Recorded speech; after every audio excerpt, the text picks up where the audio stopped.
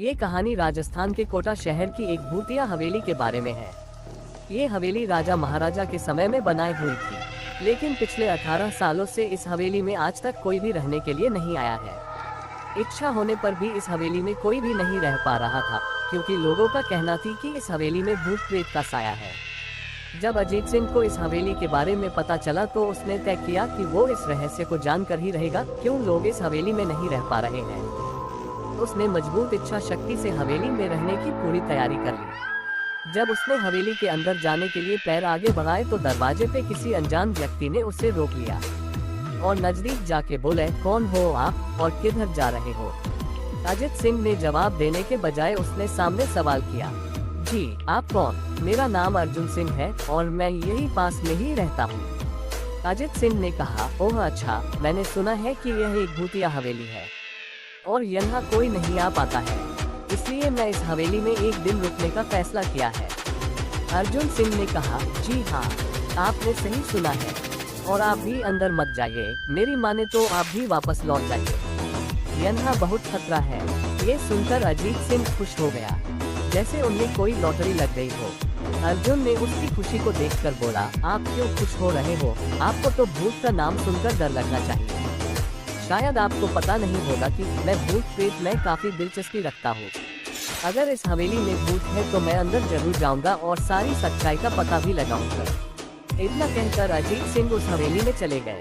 अंदर जाके अजीत ने अपनी बैग को साइड में रखा और हवेली के चारों ओर देखने लगा। सारे रूम भी चेक कर लिए। बाद में ड्राइंग रूम में आके सोफे पर बैठ गया। उसने वहाँ बैठकर दारू के 2-4 पैक भी पिए। वहीं अचानक उस रूम में लाइट का एक बल्ब चालू बंद होने लगी, लेकिन अजीत ने उस पर ध्यान नहीं दिया।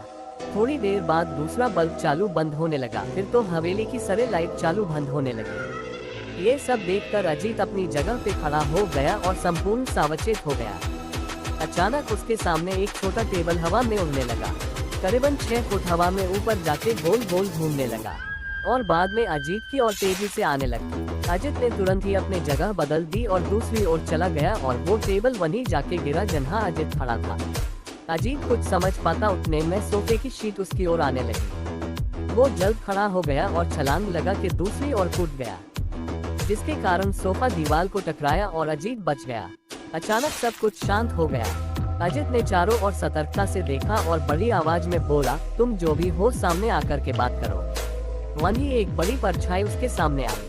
अजीत ने उस परछाई को देखकर बोला, कौन हो तुम और क्यों मुझे मारना चाहते हो?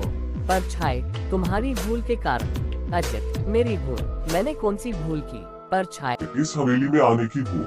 मैं किसी को भी इस हवेली में खुश नहीं देख सकता। अजीत, लेकिन क्यों? वो परछाई ने जवाब दिया, आज से 18 साल पहले इस हवेली के मालिक ने मुझे यहीं पे ही मार डाला था। मेरी कोई गलती भी नहीं थी। इस कारण की वजह से मेरी आत्मा इस हवेली में भटकती रहती है। मैं किसी को भी इस हवेली में नहीं रहने दूंगा, क्योंकि इस हवेली में मेरा खून हुआ था। इस हवेली में जो भी रहने के लिए आएगा उसकी मौत होगी। अजीत ने कहा, मैं तुम्हें अपने असली रूप में देखना चाहता हूँ। तुम्हें मारने से पहले मैं तेरी यह इच्छा अवश्य पूरी करूंगा। और उस परछाई ने एक भयानक दरमियाना रूप ले लिया। चेहरा इतना भयानक था कि अजीत भी एक क्षण के लिए डर गया था, लेकिन दूसरी ही क्षण में उसने अपने आप पर काबू पा लिया।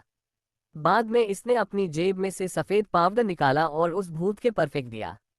भूत के पर पाउडर पड़ते ही वो जलने लग गया। बड़ी बड़ी ज्वाला ही उठने लगी। वो बहुत जोर जोर से चिल्लाने लगा और बाद में पूरी तरह से जल गया।